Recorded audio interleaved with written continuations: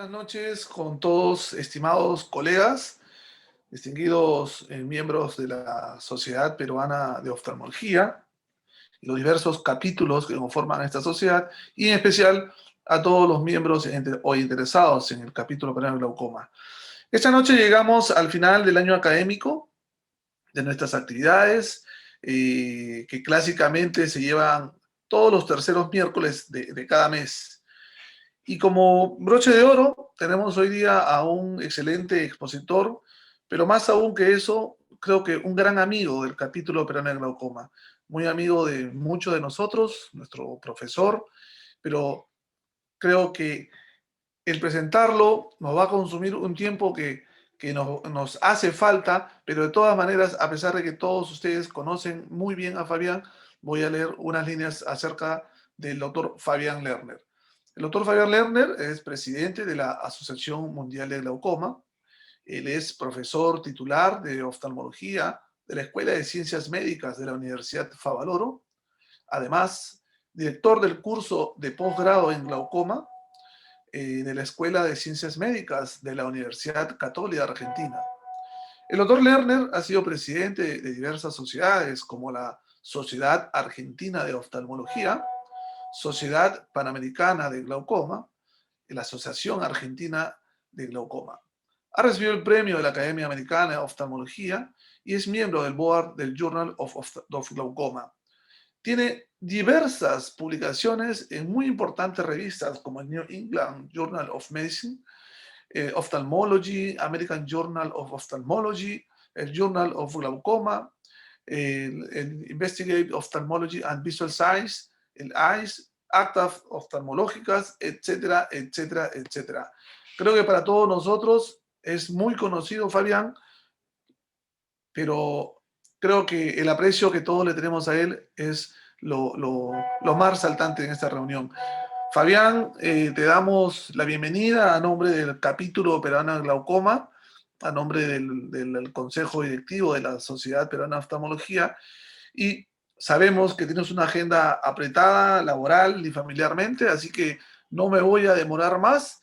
Voy a invitarte a que hagas uso de la palabra con un tema sumamente importante, un tema que en la práctica clínica diaria nos toca con mucha frecuencia, ¿no? Glaucoma, miopía, y lo dejo a Fabián con el uso de la palabra. Bienvenido, Fabián. Muchas gracias, Gustavo. Muchas gracias por la invitación a la Sociedad Peruana de Oftalmología. Es cierto, yo me siento en casa con ustedes, así que muchas gracias nuevamente. Yo voy a compartir la pantalla, así damos comienzo a esto. Adelante. Bueno, como les dijo Gustavo, yo voy a hablar un poquito hoy de glaucoma y miopía. Siempre me gusta comenzar con un caso. Este es el caso de un paciente de 43 años que estaba en tratamiento por glaucoma hace 3 años. Tiene antecedentes familiares de glaucoma, su mamá y su abuela, y es hipertenso. La agudeza visual, como ven, es bastante buena en ambos ojos. Tiene una miopía de -5 en el ojo derecho con un astigmatismo también miópico. Y el ojo izquierdo tiene también -6 con un astigmatismo miópico. No tiene nada en la biomicroscopía, tiene ángulos abiertos, sin pigmento, unas córneas normales, aunque apenas ligeramente delgadas, y me cuenta que usó una prostaglandina que se la suspendieron hace 3 meses, y tiene una presión intraocular de 20-21. Estos son los nervios ópticos. Muy frecuentemente nos encontramos con nervios ópticos que están así, tilteados, nervios que están rotados, con una atrofia peripapilar en ambos ojos. Esta es la perimetría de doble frecuencia de Matrix con el programa 24-2 en ambos ojos. Y la pregunta del paciente es, doctor, ¿tengo glaucoma o es mi miopía? Bueno, la relación entre glaucoma y miopía representa varios problemas. La primera pregunta es si hay mayor prevalencia de glaucoma en los miopes, si es más difícil evaluar el nervio óptico, si es más difícil evaluar el campo visual. El otro tema es que la cirugía refractiva ha complicado la interpretación de la presión intraocular y es más difícil evaluar los estudios diagnósticos computados. Esta es un poco la estructura de lo que hoy vamos a tocar. Son unas cuantas cosas, algunas vamos a ir más rápido que otras. Y entonces vamos a seguir adelante. Entonces, bueno, ¿qué pasa con la miopía y su prevalencia y lo que va a pasar de acá a futuro? La prevalencia de la miopía es altísima y lo que nos marca el futuro es que va a ser peor aún. Para que vean, no voy a referir todo lo que sucede alrededor del mundo, pero fíjense lo que es América Latina, sobre todo el continente, la parte sur, lógicamente. Actualmente hay un 23% de miopía para el año 19 y se calcula que va a llegar a más de la mitad en el 2050. Esto es altísimo. La miopía es la causa más frecuente de discapacidad visual en los chicos y es el problema oftalmológico más común que hay en el mundo. Y como les dije, más de la mitad de la población va a ser miope en el año 2050. En cuanto a la miopía elevada, que es una miopía que trae consecuencias desde el punto de vista médico, va a subir al 10% de la población mundial en el año 2050, lo cual también es altísimo. Esto en el sudeste asiático es realmente muy grave hoy, no hay que esperar al 2050. El 80-90% de los que terminan el colegio secundario en Asia, en el este de Asia, son miopes y 10 al 20% tienen una miopía patológica. Como ustedes saben, esto aumenta el riesgo de catarata, desprendimiento de retina y glaucoma. Y hay un porcentaje alto con neovascularización coroidea y agujeros maculares asociados a la miopía. Y fíjense lo que es el tema económico. En el 2004, que es cuando había información de este tipo, se estimó en 270.000 millones de dólares el costo de la pérdida de la productividad mundial solamente por no tener anteojos, por la falta de corrección óptica en los miopes, y en 28.000 millones de dólares el costo de solucionarlo.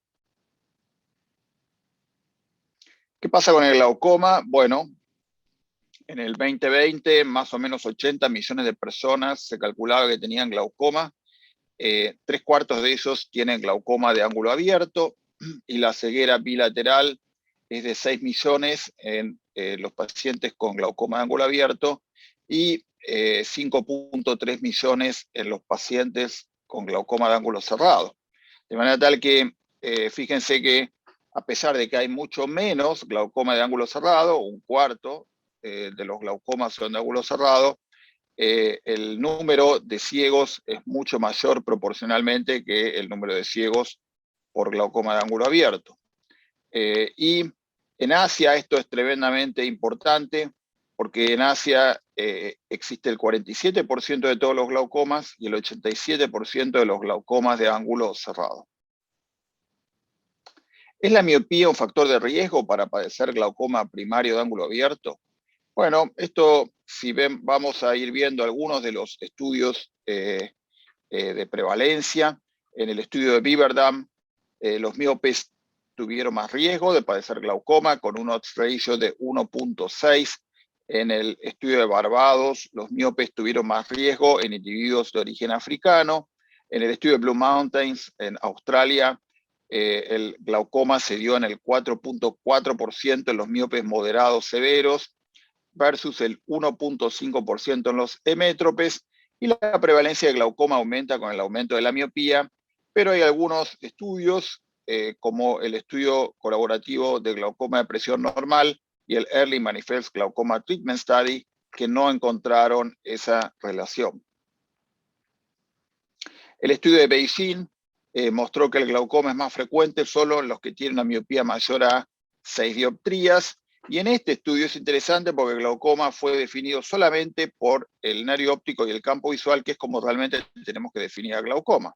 Y los autores, obviamente este fue un estudio de prevalencia en China, y no encontraron diferencias en la presión intraocular entre los miopes con y sin glaucoma, y esto mismo pasó en un estudio en Malmo. De manera tal que en el estudio de la hipertensión ocular, la miopía no se asoció a mayor incidencia de glaucoma y tampoco a mayor hipertensión ocular. El daño glaucomatoso en el nervio y en el campo parece ser mayor en los miopes que en los hipermétropes, y esto es probablemente algo que quiero remarcar.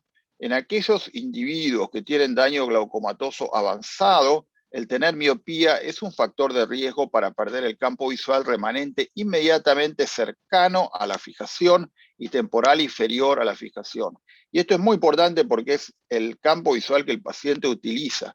De manera tal que cuando tengan un paciente que tiene daño glaucomatoso avanzado y es miope, tengan en cuenta que esa miopía constituye un factor de riesgo adicional para que el paciente pierda el campo visual que le es más útil, que es el campo visual que está en el centro y el campo visual que está por debajo, temporal inferior, y como ustedes saben, nosotros utilizamos mucho más el campo visual inferior que el campo visual superior.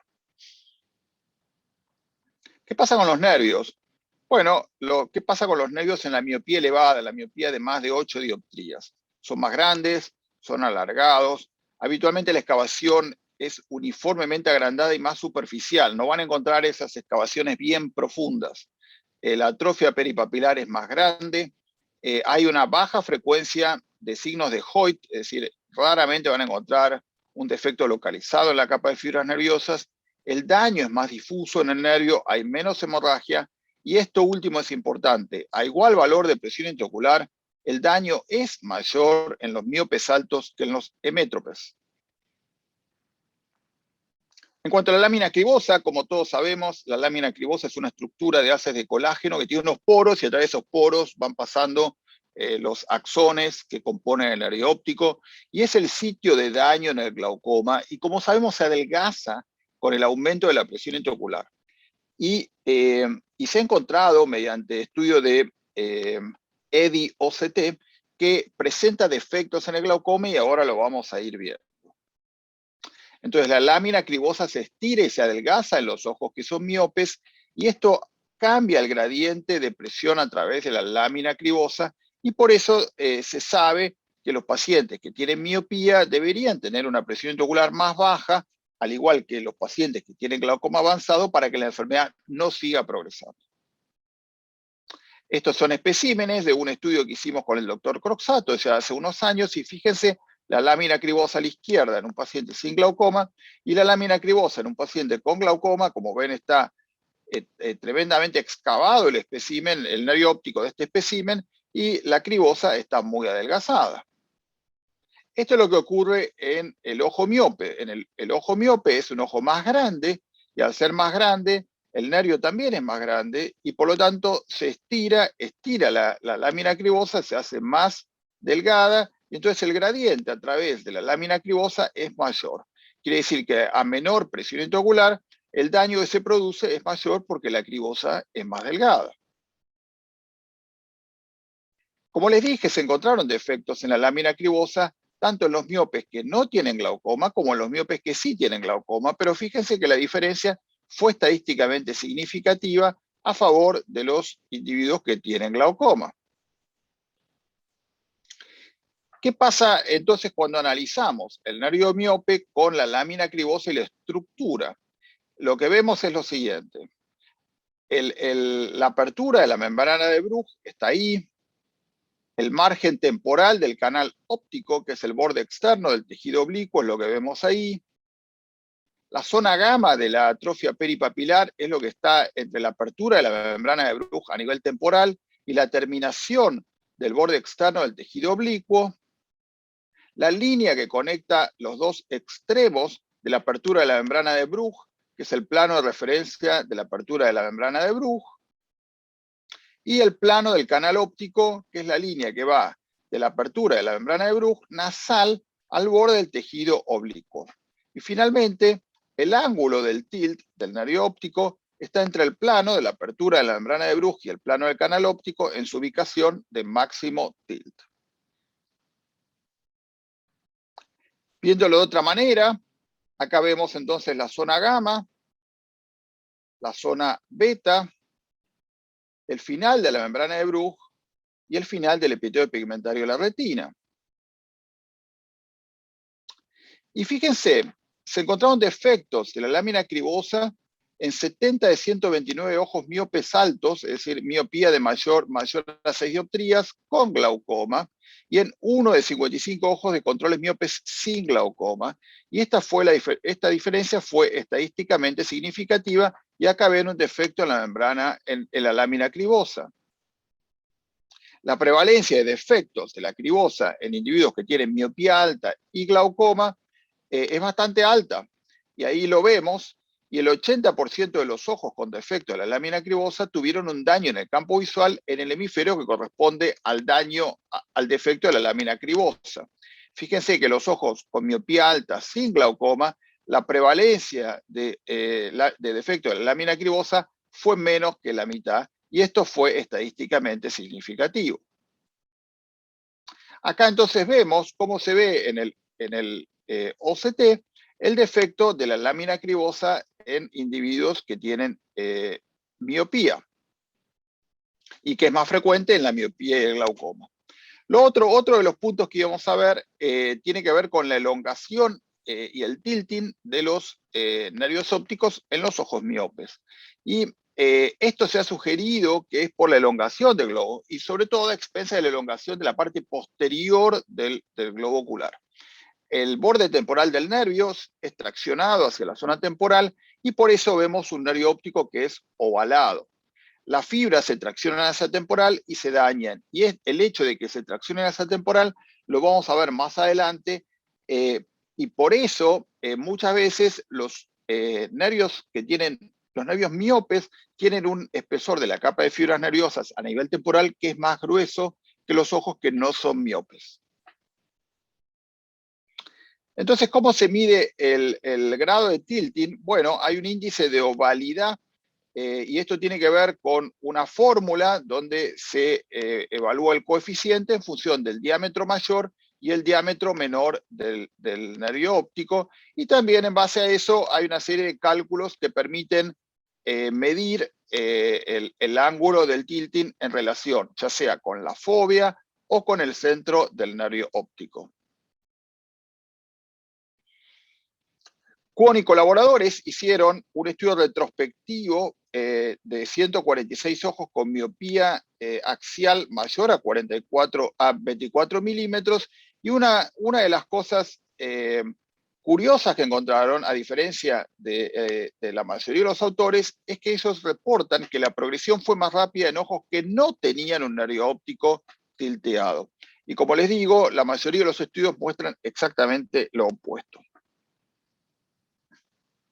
Ahora, el nervio óptico en la miopía no solamente tiene un tilting en uno de los ejes, sino que se mueve en diferentes ejes. Y también entonces hablamos sobre la tensión que se ejerce en el eje anteroposterior, lo que acá ven en el Z, de manera tal que hay un borde del disco que es más anterior y un borde del disco que es más posterior, y que es lo que vemos acá en el corte. Y por eso muchas veces encontramos daños que son más localizados. También hay una rotación del nervio óptico, y esa rotación, hay una tensión en el plano coronal, y esto es tangencial al plano de la retina. Y esto sí daría algunos defectos que son más difusos. Hay una torsión del nervio óptico también, y esa torsión es la que yo les mostré, que se ejerce en el eje Z, es decir, el eje que va de atrás hacia adelante. Y el grado de rotación se correlaciona con la sensibilidad del campo visual y también con la ubicación del defecto. De manera tal que el mecanismo de daño glaucomatoso en los nervios ópticos que están rotados no está del todo claro, pero parecería que esa rotación participa en el daño de estos nervios. Esto es muy interesante. Existen cambios en el paquete vascular central a medida que el ojo se va haciendo miope. Este es un estudio hecho en chicos, en niños, y lo que hicieron fue sacarle fotografías seriadas a chicos miopes que no tenían glaucoma, y lo que vieron es que el paquete vascular central se va desplazando hacia nasal a medida que el ojo se va haciendo miope. Fíjense entonces, la flecha verde es el paquete vascular central y lo que vemos es cómo se va desplazando hacia nasal a medida que el ojo se va haciendo cada vez más miope. Esta es un poquito la explicación de cómo sería, y entonces lo que vemos es el plano de la apertura de la membrana de Bruch. Lo que vemos acá abajo es la lámina cribosa, la atrofia peripapilar, y fíjense que entonces la lámina cribosa se va a desplazar y en este desplazamiento se lleva el paquete vascular central. El nervio óptico se va a hacer oval al ser desplazada la lámina cribosa en esta dirección, y entonces acá tenemos esta atrofia peripapilar con un nervio óptico que nosotros lo vemos ovalado. El paquete vascular central cambia, pero no cambian los vasos de la retina, así como los vemos acá, los vamos a seguir viendo acá. Y esto es una imagen tipo Flickr de lo que les acabo de mostrar en dos nervios ópticos, cómo se va desplazando hacia nasal y mostrando esos cambios que yo les decía, sobre todo a nivel del paquete vascular central. El daño en la capa de fibras nerviosas está alejado del paquete vascular central en los miopes que tienen glaucoma de tensión normal, pero esto no es exclusivo ni de los miopes ni de los individuos que tienen glaucoma de presión normal. En general, el daño es mayor cuanto más lejos está el paquete vascular central. La esclera es más delgada en los ojos miopes y es más delgada en la zona del reborde peripapilar. Esto lo vemos también acá en estos preparados de este estudio nuestro. Es interesante lo que sucede también a nivel del canal escleral. La presión va a ejercer un efecto directo sobre la lámina cribosa, pero no solo sobre la lámina cribosa, también sobre la esclera. La esclera está de alguna manera enferma en estos ojos miopes y de acuerdo a las características estructurales de la esclera es lo que va a suceder. Al deformar la esclera, se expande el canal escleral y extiende los extremos de la lámina cribosa. Si la esclera es rígida, la esclera se va a deformar poco y el canal óptico se expande poco. Eso va a llevar a que se profundice la lámina cribosa y es cuando nosotros vemos esas excavaciones que son más profundas. Ahora, eso no ocurre en la mayoría de los miopes, sino que lo que ocurre es otra cosa. La esclera es más complaciente, sobre todo en la miopía moderada y avanzada, se deforma y entonces la lámina cribosa es tironeada de los extremos de la esclera y eso hace que el nervio sea más grande, más desviado y la excavación es menos profunda. Por eso la esclera, la lámina cribosa no la vemos tan hacia atrás, sino que vemos excavaciones que son relativamente superficiales. Acá tienen ejemplos de nervios ópticos miopes totalmente ovalados y con la atrofia peripapilar. Otros ejemplos más, esto obviamente, además de miopía, tenían glaucoma, fíjense la excavación es bastante clara. Y otro ejemplo más también de un nervio óptico miope y glaucomatoso. Y alguna otra forma de daño que también vemos en los ojos miopes con glaucoma es la expansión de la atrofia peripapilar que no necesariamente acompaña a la excavación en el nervio óptico. Si mira el nervio óptico, no parece estar con una progresión de la excavación, pero la progresión de la atrofia peripapilar es absolutamente dramática.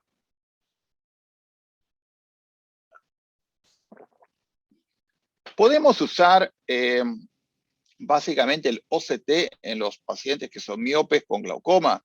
Bueno, la verdad es que no siempre es fácil interpretar los OCTs en los pacientes miopes, pero sí se ha reportado que el espesor de la capa de fibras nerviosas es menor en los miopes altos con glaucoma comparado con los miopes normales y con individuos no miopes en todos los cuadrantes, menos el nasal, sobre todo para el CIRRUS, que es este estudio que les estoy reportando. Como les dije, tener en cuenta que la capa de fibras nerviosas es más gruesa en temporal en los miopes debido a que los dos haces, temporal superior e inferior, se dirigen hacia temporal y hacen que sean más gruesos. Entonces, cuando ustedes miran la tabla de Akashi, fíjense en los miopes altos, cómo es más grueso a nivel temporal comparado con individuos normales que no son miopes. Y lógicamente los miopes altos con glaucoma es más delgada debido al glaucoma. A nivel del análisis de células ganglionares, todos los parámetros maculares fueron más delgados en los pacientes miopes altos con glaucoma. ¿Qué pasa con la presión en los miopes?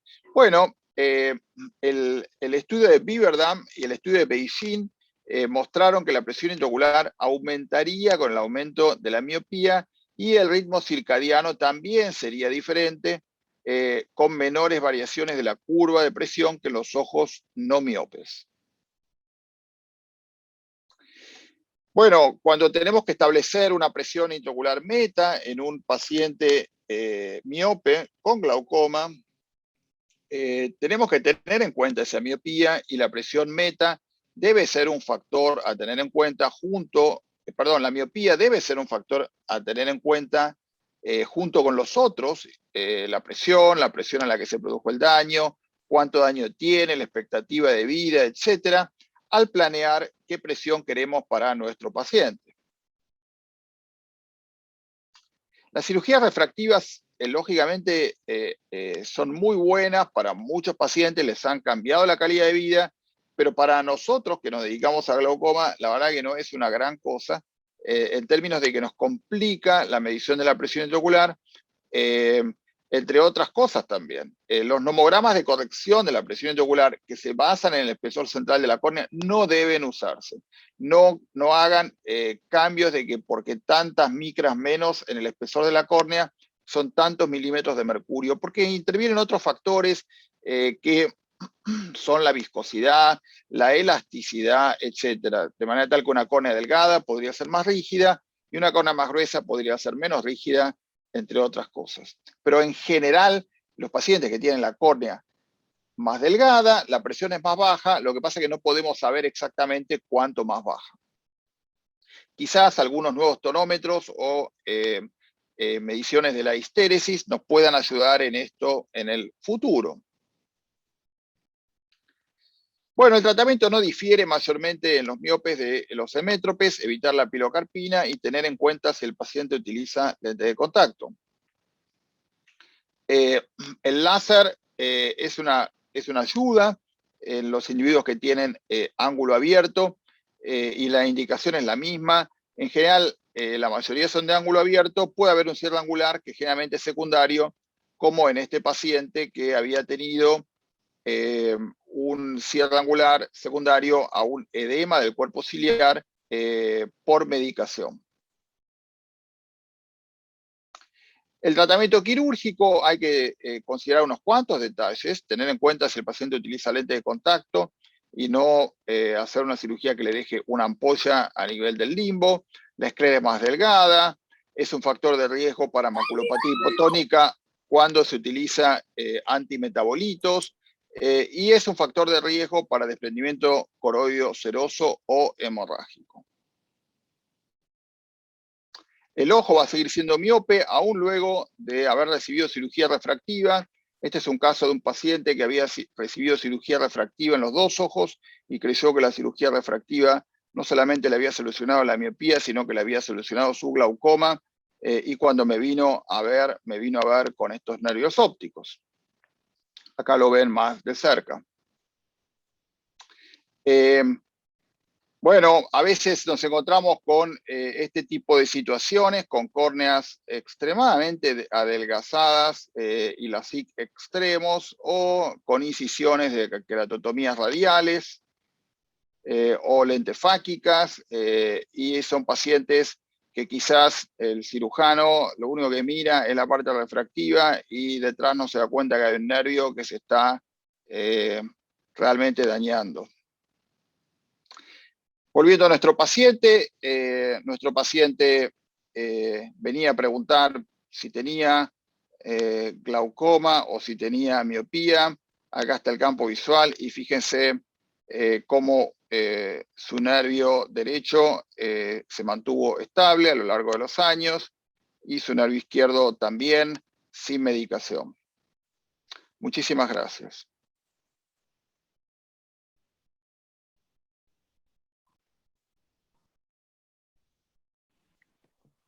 Muchísimas gracias a ti, Fabián, por siempre estas brillantes presentaciones. La verdad que nos has referido una serie de detalles que a veces pueden pasar desapercibidos si no los tenemos presentes. Como mencionaba, en la práctica clínica diaria, ¿cuántas veces nos cruzamos con estos pacientes, ¿no? Miopes y glaucoma. Dilucidar si tiene diagnóstico de glaucoma siempre es complejo, siempre bastante Cada vez complejo. más, y cada vez más. Sí, sí. Y con todas las cirugías y cirugías refractivas. Justamente hoy día también veo un paciente de estas características y siempre es importante pues tener todos estos, aló, perdón, todos estos conceptos que tú compartes con nosotros. Santiago, ¿cómo estás? Buenas noches. A ver si me das una mano con las preguntas en el chat. ¿Alguna pregunta que tengamos para Fabián? No, primero saludar al profesor Lerner, a Fabián. Realmente es un honor para nosotros tenerte en esta noche. Siempre es un gusto. La charla espectacular, como siempre, algo que nos atañe a todos. Siempre es un dolor de cabeza y un reto cuando hablamos de miopía y glaucoma, y realmente es muy instructivo. Para romper el hielo, como sabes, siempre cuando alguien te hace la primera pregunta y luego van surgiendo en el chat más preguntas, te haría una pregunta. De hecho lo mencionas en tu charla y es muy instructivo, pero en tu práctica, en tu día a día, cuando recibes esos pacientes con gran atrofia peripapilar, con nervios sospechosos, ¿cuál es digamos, tu paquete de exámenes que puedes pedir? Lo mencionaste sobre la tomografía, pero ¿te guías más por la fotografía? ¿Te guías más por la imagen que estás mirando en el fondo de ojo? ¿Confías más en algún método de exámenes estructurales? ¿Cuál es el método, digamos, el examen con el que más te guías y sobre todo para hacer el seguimiento, ¿no? Santiago, buenas noches y gracias también por estar acá. Bueno, la realidad es que uno trata de tomar un pedacito de cada cosa. No hay un solo examen que nos dé una respuesta y a veces juntando todo tampoco tenemos una respuesta. Digamos, muchas veces cuando el paciente tiene una miopía avanzada, con una atrofia peripapilar y digamos, una atrofia en el fondo de ojo, se hace muy difícil interpretar un campo visual, si no imposible, saber si el campo visual es consecuencia de una cosa, el daño es consecuencia de una cosa o de otra. El OCT se vuelve a veces un poco loco y uno encuentra perfiles totalmente disparatados con índice de confiabilidad bajísimos, digamos, una fuerza de señal muy baja. Y sí, la fotografía del fondo de ojo es útil. También trato de prestar atención al OCT macular. Y bueno, un poquito de cada cosa, como te digo, no hay una... Una de las cosas que tiene esta presentación es que tiene más preguntas que respuestas. Así que no creas que yo voy a aclararte muchas de tus preguntas. Más bien vine a confundirlos un poquito. Pero es algo que vivimos todos los días. Es una realidad cotidiana muy frecuente y cada vez va a ser más frecuente. Y es bueno que nos empecemos a dar cuenta, a reconocer. Lo primero es reconocer que tenemos un problema. Y también, una vez que uno reconoce que tiene un problema, pensar ese problema, no tomar determinaciones apresuradas, pero al mismo tiempo saber que son pacientes que al sumárseles el glaucoma, la progresión puede ser más rápida requieren presiones más bajas para no seguir progresando. A veces el control de la presión intraocular es más difícil. Los operás y tienen un montón de factores de riesgo para tener complicaciones. De manera tal que es difícil. Así que todos los días yo recibo miopes con glaucoma en situaciones bastante delicadas. Así que son unas cuantas. Uno es como una ensalada de frutas, ¿no? Hay un poquito de cada cosa y uno va tomando algo del OCT, algo del OCT macular, de la fotografía. Te diría que lo que menos considero es el campo visual, pero si el campo visual es confiable, de hecho, como en el paciente que les mostré, para mí sí sirve. Sí, igual había una pregunta, de hecho ese es nuestro día a día, ¿no? Tomar un pedacito de cada cosa y ir mirando y reevaluando, ¿no? Había una pregunta en ese aspecto sobre, por ejemplo, sabemos que Spectralis de hace algún tiempo desarrolló un poco más de atención al nervio óptico utilizando la apertura, la mínima apertura de la membrana de Bruch, ¿no? Este programa que quizás es el más completo para evaluar nervio óptico frente al resto ¿crees que tiene una ayuda adicional en los miopes o igual estamos en la misma digamos, encrucijada cuando tenemos que enfrentarnos a estos nervios ópticos con tilt que mencionaste? Yo creo que sí, que puede brindar una ayuda adicional en los pacientes miopes. Ahora, cuando la miopía es muy elevada, la realidad es que no existe equipo de OCT que nos ayude, al menos por ahora. La verdad es que estoy deseando que esto cambie y lógicamente las empresas también lo quieren hacer porque hay una necesidad no satisfecha y estoy seguro que en algún momento vamos a tener información más confiable. Bueno, definitivamente este es un dolor de cabeza, ¿no? Siempre hay que abordarlo de diversos ángulos. Creo que una herramienta que uniformemente siempre va a ser útil es una buena retinografía, ¿no? Porque nos va a poder ayudar a ver el seguimiento, los cambios de los vasos, todos esos signos que nos han mostrado como el desplazamiento de la atrofia peripapilar. Y creo que es algo en lo cual podríamos centrarnos un poco más. Sin embargo, es algo que no se tiene mucho como costumbre, ¿no? Realmente, usualmente el seguimiento se trata de hacer con campos visuales y OCT clásicamente. Ya nos habló muy bien Fabián sobre el cómo considerar un campo visual que clásicamente va a salir con un artefacto, ¿no? Un defecto más intrínseco de la retina o más propio del glaucoma, perdón, los cambios intrínsecos de problemas técnicos del examen, ¿no? Como artefacto me refiero.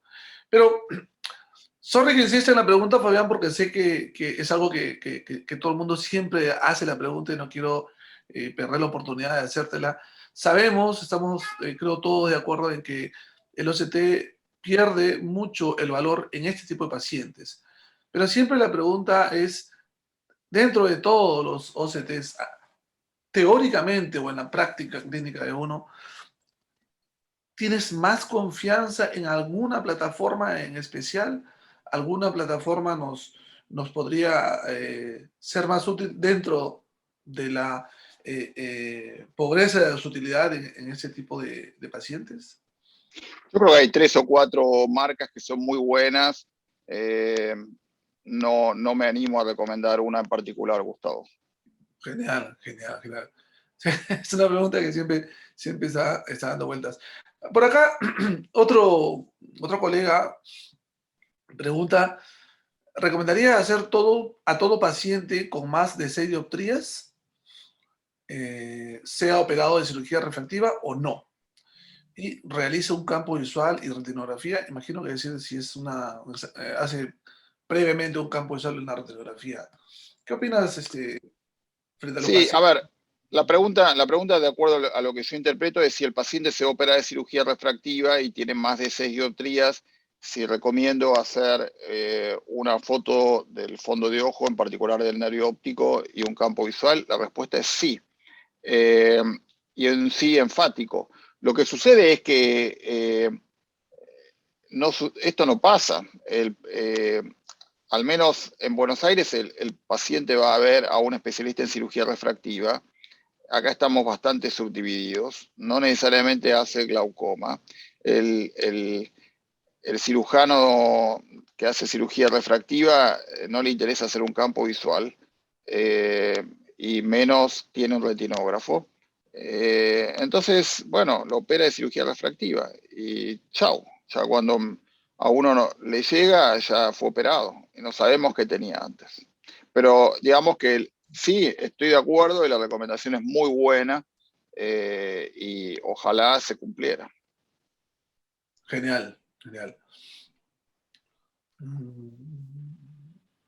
Aquí hay una pregunta, Gustavo, de la doctora Corina Ponte, que es una muy buena pregunta, ¿no? En esos casos, dice, donde tomamos un poquito de todos los estudios y no logramos una conclusión segura, o sea, tenemos una sospecha en estos casos de miopía, pues que nosotros sospechamos que puede ser, pero no llegamos a una conclusión, y la presión, y no hay una hipertensión ocular, ¿no? De hecho, es un paciente donde hay más tendencias a exageras en esos casos como para iniciar un tratamiento, o digamos, este no es un factor determinante, la miopía como tal, para, digamos, iniciar un tratamiento en casos donde, de hecho, no hay hipertensión ocular, ¿no? Bueno, yo trato de evitar tratar por las dudas. Dentro de lo posible trato de evitarlo. Hay que ver en un caso así cómo está el espesor central de la córnea. Digamos, si el paciente fue operado de cirugía refractiva y tiene una córnea muy delgada, en ese caso obviamente consideraría tratarlo. Si el paciente está muy alejado y no viene a la consulta, eventualmente consideraría tratarlo. Ahora, si el paciente tiene acceso a controles periódicos y más o menos entiende el problema, prefiero controlarlo antes que tratarlo por las dudas, porque en realidad, como sabemos, el tratamiento implica una serie de potenciales efectos adversos y preferimos que eso no ocurra. Así es. Siempre evitar un poco el tratar por si acaso, ¿no? Es mucho más sencillo poner el diagnóstico, el sello del diagnóstico de glaucoma que luego quitarle el diagnóstico de glaucoma a los pacientes. Realmente es algo que hay que valorar mucho en nuestra práctica clínica diaria. Estamos, estamos bastante en el tiempo. No sé si tienen alguna otra pregunta entre los presentes. Yo tendría una pregunta un poco viendo en retrospectiva, cuando he asistido a alguna charla, por ejemplo, de miopía en la infancia, que esto, como bien lo mencionaste, es un problema, en algunos casos ya están tratando con ciertas gotas, para tratar de evitar las miopías muy, muy extremas en niños, ¿no? Que con esa tendencia a miopía, ¿no? Y lo logran. ¿Crees que esto podría cambiar el curso en esos casos a fin de que desarrollen glaucoma? ¿Crees que esto sería algo que podría cambiar, sobre todo en chicos que recién están comenzando con estas miopías altas? Bueno, sí, la realidad es que en general esto funciona en chicos,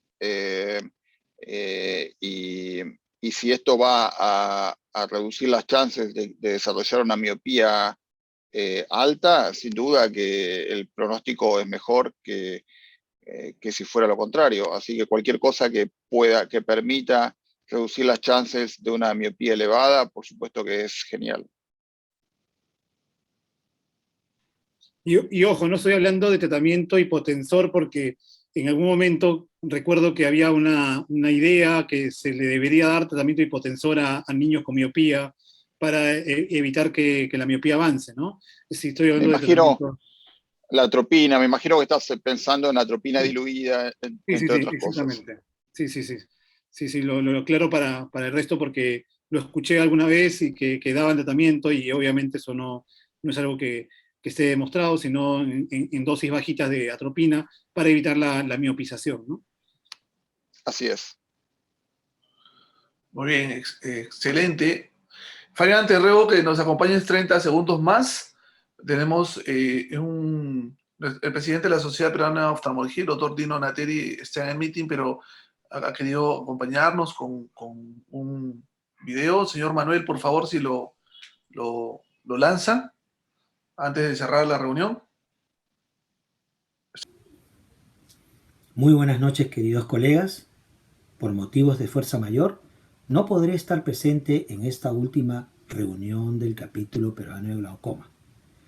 Pero no quiero dejar pasar esta oportunidad de agradecer al presidente, el doctor Juan Carlos Izquierdo, y a sus colaboradores, el doctor Rafael Bohórquez, el doctor Santiago Encinas y al doctor Gustavo Avilés, por la programación de interesantísimas charlas con invitados de lujo y audiencias que han bordeado hasta casi los 200 participantes.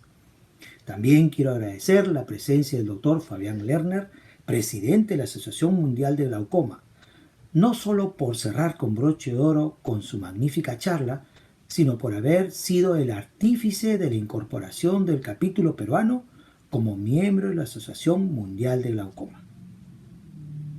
Doctor Lerner, lo invito para que nos honre clausurando las sesiones del capítulo peruano de glaucoma. Adelante, doctor Lerner.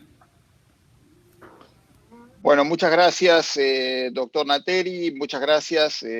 Y bueno, no sé muy bien cómo hacen esto, pero damos por clausurada la parte académica del año 2021 de la Sociedad Peruana de Oftalmología. ¿Es así? Si me equivoqué, me disculpen. Y muchas gracias por la invitación. Un gusto, espero que prontito podamos vernos en persona. A ti, Nos tomamos Fabián. un pisco sour cuando clausuramos el año académico. No, muchísimas gracias, Fabián. Genial, genial.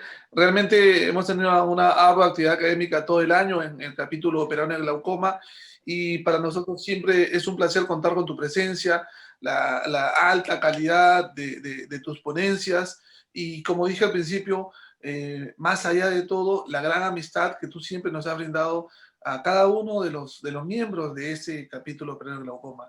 Eres un amigo muy especial de cada uno de nosotros y te agradecemos inmensamente que nos hayas acompañado y ha habido una coincidencia que el destino lo ha trazado así para que seas tú quien finalmente tenga la ponencia del último evento académico y agradecemos todos los miembros del capítulo al doctor Dino Nateri. Sabemos que es un acto que le corresponde a él como presidente de la Sociedad Peruana de Oftalmología, pero me insistió en que estando tú presente te correspondía a ti el clausurar el año académico, siendo más aún el presidente de la Asociación Mundial de Glaucoma. Muchísimas gracias, Fabián. No te quiero quitar más tiempo. Sé que tienes actividades programadas con antelación. Te estamos robando minutos y no quisiéramos incomodarte en esto. Gracias una vez más a ti. Pronto nos encontraremos con un pisco sour, como dice Santiago. Perdón, estaba omitiendo ofrecer las disculpas del caso del presidente del capítulo, el doctor Juan Carlos Izquierdo, y del secretario, el doctor Rafael Borges, que se encuentra en la academia, y no ambos, por diversas razones, no han podido conectarse. Me pidieron primero empezar las disculpas a ti, Fabián, por la ausencia, y a todos los miembros que están presentes hoy día en esta reunión. Santiago, te dejo las últimas palabras para que te despidas y lo dejamos a Fabián, que debe estar ya entrando a otra reunión en estos momentos. Muchas gracias, Fabián, y muchas gracias a todos. Nada, agradecerles muchísimo. Como dije acá, la costumbre es simplemente dar por concluido como lo hiciste y celebrar este año académico. Y nos encontramos el próximo año, como saben, a partir de marzo, con nuevamente una programación de charlas académicas en el capítulo peruano de glaucoma y en el resto de capítulos de la Sociedad Peruana de Oftalmología también. Muchas gracias, Gustavo, y un abrazo hasta allá, Fabián. Muchísimas gracias por acompañarnos esta noche. Un abrazo y muchas gracias. Buenas noches. Saludos por casa. Abrazo. Cuídate. Adiós, igualmente. Chao, chao. Gracias a todos. Buenas noches. Nos quedamos en stand-by hasta febrero del próximo año. Bye, bye.